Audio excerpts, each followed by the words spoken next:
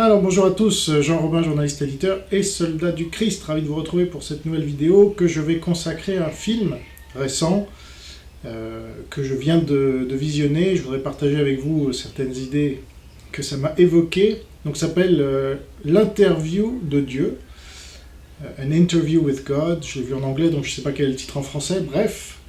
Et donc, j'ai vu ce film avant-hier soir. Et c'est marrant parce que j'avais eu l'idée d'écrire un livre qui se serait appelé Interview avec Dieu. Et en fait, j'ai abandonné l'idée de ce livre parce que j'avais beau y réfléchir à la manière de tourner ça. Donc ça aurait été une fiction évidemment, mais ça aurait été un blasphème. Parce que, alors pour plusieurs raisons, mais déjà pour interviewer Dieu, il fallait qu'il apparaisse en chair et en os. Difficilement interviewer un esprit. Donc ça, c'est pas biblique, déjà. Jésus s'est incarné, mais depuis, il est reparti s'asseoir à la droite de son Père, sur le trône de gloire. Et donc, c'était un premier problème. Deuxième problème, Dieu dit toujours la vérité. Et donc, ça devenait compliqué de faire une fiction où Dieu dirait toujours la vérité. Donc, il fallait être vraiment certain que ce soit la vérité. Et donc là, ça limite considérablement les possibilités et surtout, on risque le blasphème à chaque mot. Si on ne lui fait pas dire exactement la perfection, en plus c'est la vérité, mais à la perfection, hein, c'est pas une demi-vérité ou autre. Et puis, troisième chose, il ne fallait pas théoriquement ajouter quoi que ce soit à la Bible, qui est la parole révélée de Dieu, inspirée de Dieu, selon 2 Timothée 3,16. Et donc, il y a un verset qui est un des derniers versets de la Bible. J'ai dit ça d'ailleurs à mes amis pentecôtistes, évangéliques en général, charismatiques ou non, qui eux n'ont pas que la Bible comme source de révélation, donc le sola scriptura, mais aussi les visions, les parler en langue, etc., les dons du Saint-Esprit, qui fait qu'ils ajoutent des prophéties, par exemple, à la Bible. Donc c'est contraire à Apocalypse 22, 18. « Je le déclare à quiconque entend les paroles de la prophétie de ce livre. Si quelqu'un y ajoute quelque chose, Dieu le frappera des fléaux décrits dans ce livre. » Donc ça, j'avais pas envie de tenter ça. C'est pour ça que nous, les calvinistes, les chrétiens, je dirais, authentiques, luthériens ou calvinistes, donc protestants comme on les appelle, on ne croit pas à ces prophéties qui s'ajouteraient à la Bible. On croit que le canon est fermé, voilà, c'est terminé. Quand vous lisez la Bible, c'est comme ça que Dieu s'est révélé. Alors ça ne veut pas dire que Dieu ne peut pas se révéler à vous, par exemple, par ailleurs, mais ça ne pourra pas être une parole équivalente à la parole biblique, qui est inspirée de Dieu. Bref, donc pour ces trois raisons, puis pour quelques autres, je n'ai pas poursuivi dans l'écriture de ce livre. Mais donc, du coup, quand j'ai vu qu'il existe, ça c'était en 2015-2016, et quand j'ai vu qu'en 2018 était sorti un film, L'interview de Dieu, évidemment, ma curiosité a été piquée pour voir un peu ce que Hollywood aurait fait, puisque c'est l'œuvre d'Hollywood. Hollywood qui est aux mains de Satan, et donc je m'attendais au pire. Alors j'ai pas été déçu, et c'est pour ça que je vais vous en parler. Hollywood, son but c'est de blasphémer Dieu, et Jésus en particulier, le Fils de Dieu. Et on le voit très bien dans ses films, où on invoque en vain le nom de Dieu, ce qui est une des interdictions dans les 10 commandements. C'est marrant pour des athées d'invoquer, d'ailleurs posez-vous la question, si vous êtes athée, comment ça se fait? Alors en français on ne dit pas le nom, mais si on dit nom de, etc. Donc, mais ça on le dit moins souvent qu'en anglais, où là vraiment le nom de Jésus est invoqué à tort et à travers, dès qu'on veut insulter ou dès qu'on a un problème. Donc demandez-vous si vous le faites alors que vous êtes athée, c'est assez bizarre. Hollywood blasphème, et là, donc, ça n'a pas loupé, ils ont représenté Dieu sous la forme d'un homme, Dieu le Père. Alors ça, c'est contraire. Donc celui qui voit Dieu le Père meurt instantanément. Donc déjà, c'est contraire à la Bible de faire représenter Dieu comme dans ce film. Donc c'est un monsieur d'un certain âge, vous voyez, bien habillé, bien coiffé, un acteur connu. Et il va donc se faire interviewer par ce journaliste qui revient d'Irak ou d'Afghanistan, et qui a des problèmes de conscience, son mariage est en train de battre de l'aile, sa femme l'a trompé, etc. Et donc, c'est une raison suffisante pour que Dieu s'intéresse à son cas et qu'il s'incarne sur Terre, à nouveau, donc uniquement pour répondre aux questions de ce journaliste. Donc là, déjà, on commence à accumuler les blasphèmes. Et donc, je vais vous passer quelques extraits qui m'ont paru intéressants. Alors, principalement deux. Un assez court sur Satan, puisque justement, le but, c'est non seulement de blasphémer Dieu, mais de donner l'image d'un Satan finalement sympathique ou moins grave qu'il n'est en réalité. Alors là, il pleut, donc je vais fermer les fenêtres. Voilà, donc vous allez voir ce Satan finalement qui n'est pas très satanique, pas très diabolique, pas très... Bon. Et puis, dans un deuxième extrait, là, on va parler du libre arbitre, une fois de plus, puisque c'est pas moi qui en parle, ce sont eux. Vous allez voir que le but d'Hollywood, c'est de faire croire que le libre arbitre humain existe, et que là, en plus, c'est Dieu qui le dit, donc on ne peut pas contredire Dieu. Donc c'est très pervers, puisque c'est Satan qui veut faire croire que le libre arbitre existe, et que l'homme peut se prendre pour Dieu, justement. Donc, vous voyez, ils font valider par Dieu une idée satanique. Donc c'est diabolique. Alors, on va commencer par l'extrait sur Satan. Y a-t-il un paradis? Oh oui, mais vous ne devez pas l'imaginer comme un lieu. Donc Satan existe aussi. Oui, mais franchement, on surestime ça. On le surestime? Étrange façon d'en parler, non? Il n'a que le pouvoir que vous voulez bien lui accorder, c'est tout. Voilà. Donc là, je ne sais pas si vous avez bien entendu à cause de la pluie, le journaliste dit est-ce que le paradis existe? Dieu lui répond, c'est Dieu dans le film, hein, attention, je ne blasphème pas. Dieu dans le film lui répond, le personnage qui incarne Dieu lui répond, il ne faut pas prendre ça comme un lieu. Et ensuite, le journaliste lui dit, mais donc Satan existe. Et Dieu lui répond qu'il ne faut pas surestimer Satan, puisqu'il n'a que le pouvoir qu'on lui donne, ou qu'on lui attribue. Donc ça, c'est une pensée diabolique, évidemment, puisque c'est le contraire, en fait. Les hommes ont tendance à sous-estimer Satan et non pas à le surestimer, donc à ne pas voir quand il est là. Il y avait un verset qui disait que Satan se déguise en ange de lumière, donc à ne pas le voir quand c'est lui qui prend les attributs d'ange, ou voilà, c'est un ange lui-même, mais il peut se déguiser en Marie, par exemple, en Vierge Marie, pour annoncer des choses que les catholiques vont croire, même si c'est contradictoire, même si ça n'a rien à voir avec la Bible, etc. Donc voilà, on sous-estime le pouvoir de Satan, et là, le Dieu de ce film-là nous dit le contraire. Il dit qu'on surestime Satan, il ne faut pas s'en inquiéter. Ah bon? Il n'a que le pouvoir qu'on lui attribue? Non, c'est faux.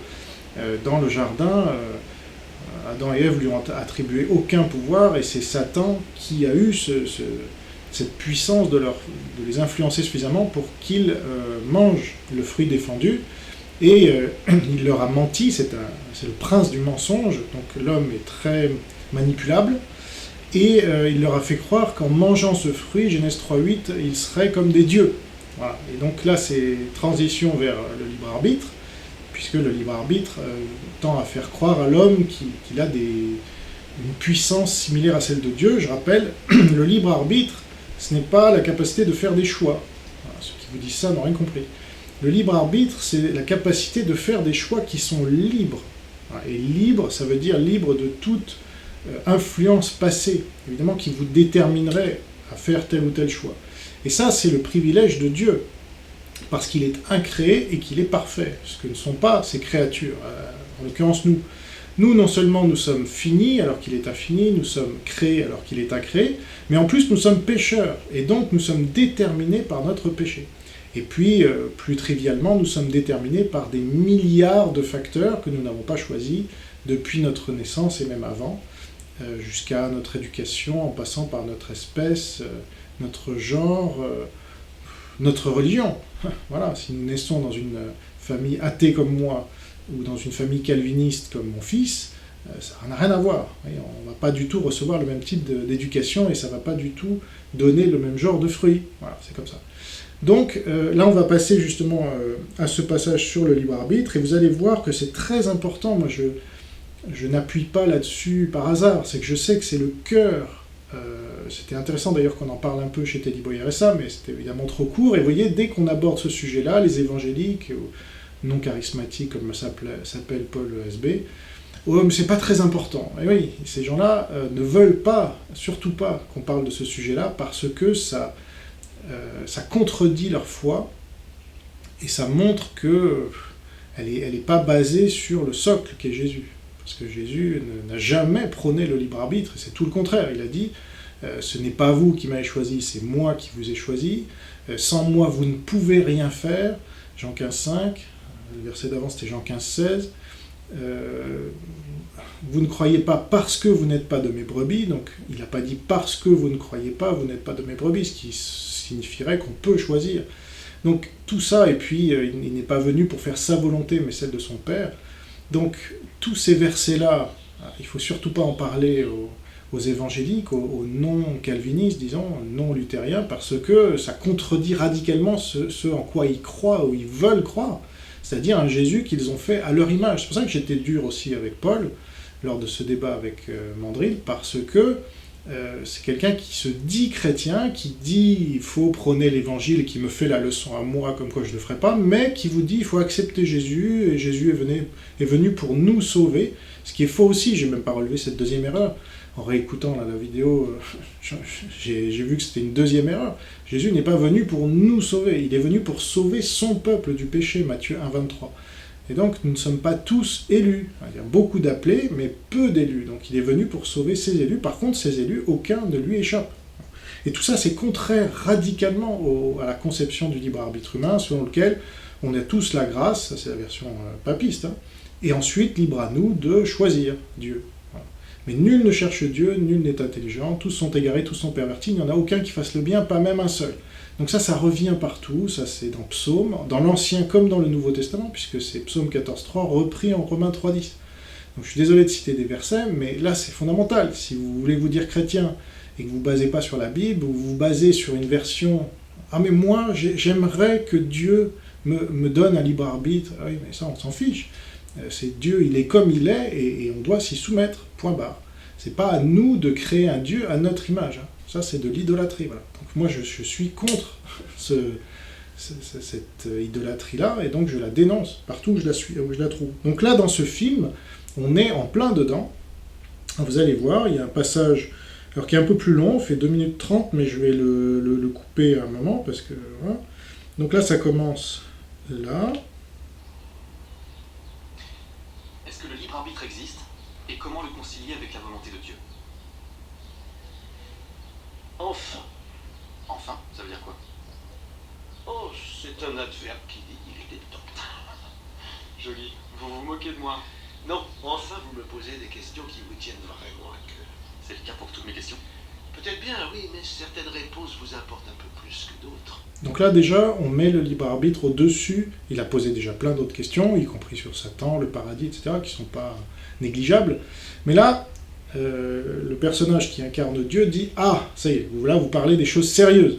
Et effectivement, c'est très important pour tout le monde, à la fois pour les calvinistes, les protestants authentiques et les luthériens, parce que, comme je le dis et je le répète, c'est ce qui différencie réellement la religion divine, la seule, qui ne croit pas donc au libre arbitre humain, et donc tout dépend de Dieu et nous on ne peut rien faire, donc c'est la seule religion dans laquelle les hommes ne peuvent pas être manipulés, ni convertis de force, etc.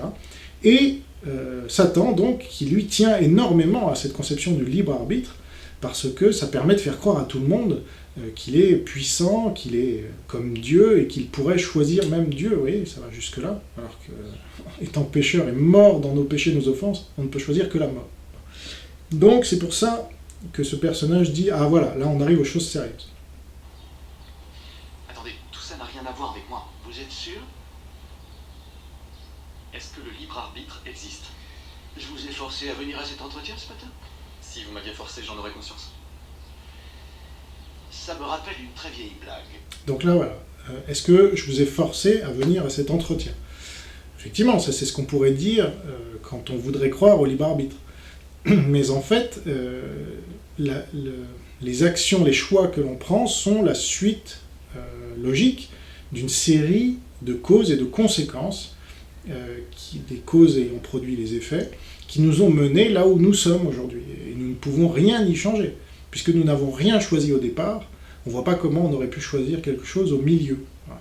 Et personne n'a jamais prouvé l'existence du libre arbitre. C'est une croyance. Il n'y a aucun fait qui la corrobore. Et tous les faits scientifiques, j'ai écrit un livre entier là-dessus, il y a toutes les expériences, il y a des dizaines d'expériences scientifiques qui démontrent que nous n'avons pas de libre arbitre. Voilà. Et jusqu'à l'âge de 4 ans, on va être déterminé, l'expérience du marshmallow, vous pouvez regarder ça sur Internet, on va être déterminé en fonction de ce qui va se passer quand on a 4 ans, selon ce test, quand on le passe, on va pouvoir nous prédire à 100% de justesse, puisque c'est un test qui a été reproduit des centaines de fois déjà par l'université de Stanford depuis les années 70, on va pouvoir déterminer, selon ce que vous aurez fait à 4 ans, ce que vous ferez 20 ans plus tard. Est-ce que vous serez un délinquant ou est-ce que vous serez un universitaire brillant. Voilà. Donc ça, c'est factuel. Donc au bout d'un moment, on peut renier la science, on peut renier les faits et se dire « oui, moi j'ai envie de croire ». Oui, certes, on peut croire dans l'illusion. Mais c'est pas la vérité par définition. Dieu, quand on croit en Dieu, on croit que la Bible est la parole inspirée de Dieu, donc on ne parle pas de libre arbitre, au contraire. Si je vous cite mes versets favoris dans ce domaine, Jérémie 13, 23, « L'Éthiopien peut-il changer sa peau et le léopard ses taches? De même pourriez-vous faire le bien, vous qui êtes accoutumés à commettre le mal. » Il n'y a pas de libre arbitre là-dedans, c'est impossible. Voilà, et puis on va voir un peu la suite. Un étudiant va voir son rabbin et lui demande « Rabbin, pourquoi vous et les autres rabbins vous répondez toujours à mes questions par une autre question ?»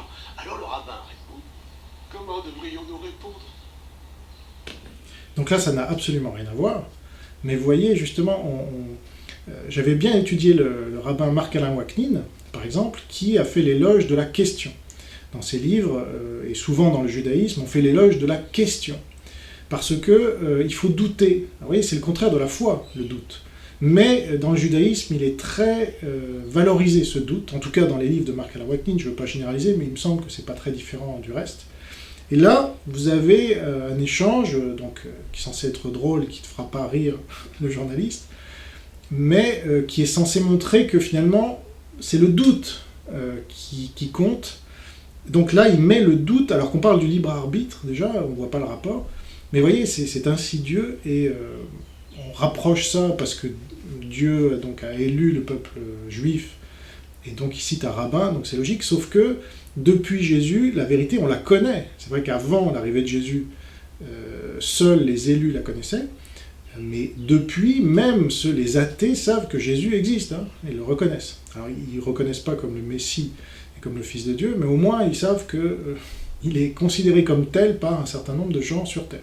Voilà. Avant sa venue, évidemment, ce n'était pas le cas. Donc, on a changé de paradigme. On est passé d'un monde où il y avait le doute qui dominait, à un monde où la vérité existe, peut exister sous la forme de Dieu incarné sur Terre, mais ce n'est pas un choix libre. Voilà, c'est pas accepter Jésus, qui ne figure nulle part dans la Bible, comme je l'avais expliqué à Paul. Cette vérité, moi je l'ai reçue, comme j'ai reçu la vie de mes parents, comme je l'ai expliqué, c'est-à-dire sans la choisir. Voilà. Et donc, j'ai été trouvé par ceux qui ne me cherchaient pas, dit Ésaïe 65, 1. J'ai été trouvé par ceux qui ne me cherchaient pas. Parce que nul ne cherche Dieu, là, c'est logique. Et Paul reprend ça en Romains 10, 20, ou 20, 10. Donc, non, 10, 20, je crois. Donc, à vérifier. Mais, vous voyez, on ne peut pas chercher ce en quoi on ne croit pas. Les règles de la logique sont contraires à cela. Donc, tous ceux qui vous disent « moi, j'étais athée, et j'ai cru en Dieu, j'ai prié, etc. » c'est faux. On ne peut pas prier si on est athée. Moi, je l'ai été, je le sais. Donc, le libre arbitre ne permet pas de choisir Dieu, ça c'est sûr et certain, et donc il n'y en a pas. Donc là, il va continuer sur sa blague débile. Ok, vous n'avez pas ri à la blague de Dieu, alors ce n'est pas du libre arbitre, ça, dites-moi. Bien sûr, le libre arbitre existe, Paul. Ah, bien sûr, le libre arbitre existe. Ah bon. Mais tu pourrais nous dire où c'est dans la Bible, Dieu, s'il te plaît? Et tout le monde sait que c'est vrai. Toutes les bases de l'humanité reposent sur l'existence du libre arbitre. Voilà. Ça, c'est très important ce qu'il dit aussi, c'est tout le monde sait que c'est vrai. Ah bon? Mais c'est marrant parce que dans la Bible, on nous dit beaucoup d'appelés, peu d'élus. On nous dit il ne faut pas être de ce monde. Donc là, c'est un message anti-biblique, anti-Christ. Quand vous êtes du monde, vous êtes contre moi, dit le Christ. On ne peut pas être avec moi et avec le monde. Donc là, Dieu, qui est censé être son Père, dit le contraire de ce que dit son Fils. Ça ne marche pas. Et donc, le fait que tout le monde y croit n'est pas une preuve. Tout le monde peut croire à quelque chose de faux. Voilà. Essayez de vous présenter devant un juge après avoir commis un crime. Dites-lui que c'est la volonté de Dieu et on verra bien ce qui se passera pour vous. Voilà, ça c'est un argument qui est très souvent repris par les tenants du libre arbitre. Il n'y a pas de responsabilité sans libre arbitre. Voilà, mais c'est faux. La responsabilité ne vient pas du libre arbitre puisqu'il n'existe pas, il vient de la conscience. Si, je vais reprendre son exemple, vous avez un grizzly qui commet un crime, un meurtre, disons, devant vous, de votre femme, disons, et vous le filmez, donc vous avez la preuve, est-ce que vous allez traîner le grizzly devant le tribunal et le faire juger? Non. Pourquoi? Parce qu'il n'a pas de libre arbitre, et parce qu'il n'a pas de conscience, surtout. Donc, nous avons une conscience. Donc, nous n'avons pas de libre arbitre, mais c'est notre conscience qui fait qu'on peut nous juger et nous rendre responsables de nos actes. Et c'est pas parce qu'on a un libre arbitre. Le libre arbitre, je vous rappelle, c'est la possibilité de faire autrement. C'est cette croyance-là. Donc, effectivement, quand on croit qu'on peut faire autrement, et j'avoue facilement que le système judiciaire, malheureusement, parce que nous ne sommes pas dans une société qui vit sans la croyance du libre arbitre, donc les juges, toutes les bases judiciaires sont fondées sur le fait que la personne aurait pu faire autrement. Or, il est très clair que moi, si vous me faites grandir dans la famille de Mohamed Merah, à la place de Mohamed Merah, je vais devenir Mohamed Merah, parce que les causes produiront les mêmes effets. Voilà, je vais être endoctriné dès ma naissance par l'islam, je vais avoir cet environnement familial avec un frère, etc., tout ce qu'on sait sur Merah. Je ne rentre pas dans le détail, il n'y a pas besoin. Et donc, je vais devenir ce Mohamed Merah. Il n'y aura rien qui me permettra de m'échapper de ce destin. Rien. Il n'y a rien qui échappe à la loi de la causalité. Rien. Et personne ne l'a jamais démontré et ne pourra jamais le démontrer, puisque c'est factuel, c'est scientifique. Donc voilà, je viens de vous démonter l'argument selon lequel, puisque la justice fonctionne comme ça, en fait, la justice pourrait fonctionner bien mieux si elle était basée sur la conscience et non pas le libre arbitre. Nous serions responsables de nos actes. Par exemple, si je tue quelqu'un, bien sûr, il faut m'enfermer, voire m'appliquer la peine de mort, si c'est la loi du pays, pour m'empêcher de recommencer, pour protéger mes concitoyens. Mais il faut qu'on puisse me pardonner. Or, quand on croit au libre arbitre, Dieu, vous savez, son message, c'est le pardon, notamment. L'amour, c'est le pardon. Comment est-ce qu'on peut pardonner si on croit que la personne aurait pu faire autrement? C'est le contraire. Tu aurais pu faire autrement, tu es un salaud. Donc on va te tuer ou on va te mettre en prison, et on va pas te pardonner, parce que tu mérites tout ce que... Éventuellement, on va pardonner le gars à la fin de sa peine. Alors que si le libre arbitre, si on croit que le libre arbitre n'existe pas, on va immédiatement pardonner la personne. C'est pour ça que vous avez des procès, notamment aux États-Unis, où les victimes, ou plutôt les familles des victimes, pardonnent le meurtrier, ou on a vu ça avec une policière qui avait tué un jeune. On a vu ça avec un parent dont la fille avait été tuée par un meurtrier en série, et le gars avait été le seul à pardonner au moment du procès, donc bien avant que le gars soit incarcéré, etc., il lui avait pardonné. Pourquoi? Parce qu'il est chrétien et il sait que le libre arbitre n'existe pas, et que le pardon est la force la plus puissante de l'univers. Donc, vous aviez tous ces parents, par exemple, si je prends le procès de ce meurtrier en série, tous ces parents qui défilaient pour dire « je vous hais, si je pouvais vous tuer, je le ferais », etc. Donc là, on était dans la haine. Et lui, on le voyait, impassible, ça ne le touchait pas. Et puis quand est arrivé ce dernier parent, ou un des derniers parents qui lui a dit « moi, je te pardonne, voilà, c'est comme ça, je suis chrétien », et donc il a fondu en larmes. Donc c'est pas qu'il n'avait pas de cœur, c'est qu'il avait été endurci, dans la Bible on nous dit « Dieu a endurci », mais quand vous pardonnez quelqu'un, là, c'est plus fort que tout. Voilà, donc dans une société où on ne croit pas au libre arbitre humain, le pardon règne. Alors qu'aujourd'hui, c'est la haine qui règne, la haine envers les autres, à qui on reproche de ne pas avoir fait différemment, et la haine envers soi, puisqu'on se reproche à nous-mêmes d'avoir fait des erreurs dont on aurait pu se passer, soi-disant. Alors qu'en fait, non, toutes les erreurs qu'on commet, on n'aurait pas pu faire autrement. Voilà. Donc vous voyez, ça va très loin quand même comme idéal, mais ça c'est l'idéal d'une société chrétienne. Il faut se rappeler qu'en France, 12,5% de la population ne croyait pas au libre arbitre humain. C'était les calvinistes en 1560. Voilà. Donc ça, vous imaginez les frictions que ça peut créer quand vous voyez déjà moi tout seul. Vous imaginez 12,5% de la population. Alors est-ce que pour autant l'homme fait toujours appel à son libre arbitre? Bien sûr que non. De même qu'il est inutile de l'utiliser pour faire repousser une jambe amputée. Donc, Est-ce que l'homme fait appel à son libre arbitre déjà? Ça ne veut rien dire, donc là, on nage dans les profondeurs pour expliquer je sais pas quoi. Une fois il fait appel, une fois il fait pas appel. Bon, quand est-ce qu'on sait qu'on fait appel à notre libre arbitre? Soit on l'a pas, mais là, voilà, on joue sur tous les tableaux, c'est pas grave. galère, et Dieu nous dit « Eh mon vieux, c'est pas ma faute !» Non, non. Il faut que vous compreniez que ma volonté et le libre arbitre des humains ne sont pas contradictoires, qu'ils ne sont pas deux versions de la même chose, mais qu'ils s'accordent parfaitement tous les deux. Voilà. Alors, donc ça c'est intéressant parce qu'en effet, la Bible nous dit que Dieu, tout ce qui se passe, Dieu l'a voulu. Leibniz parle du meilleur des mondes possibles. Donc en effet, ce que fait l'homme et la volonté de Dieu s'accordent, y compris quand ça a l'air opposé. C'est pour ça que dans Genèse 50-20, il nous est dit « Vous aviez médité de me faire du mal, mais Dieu l'a changé en bien. » Ça c'est Joseph qui dit ça à ses frères, qu'il retrouve après qu'il l'ait mis en esclavage, fait emprisonner, etc. Donc, mais c'est pas le libre arbitre, ça n'a rien à voir. La volonté de Dieu, effectivement, maîtrise tout, chaque atome de l'univers est sous son contrôle, il n'y en a pas un qui lui échappe. Donc, la volonté humaine pécheresse qui commet le mal, Dieu en fait un bien.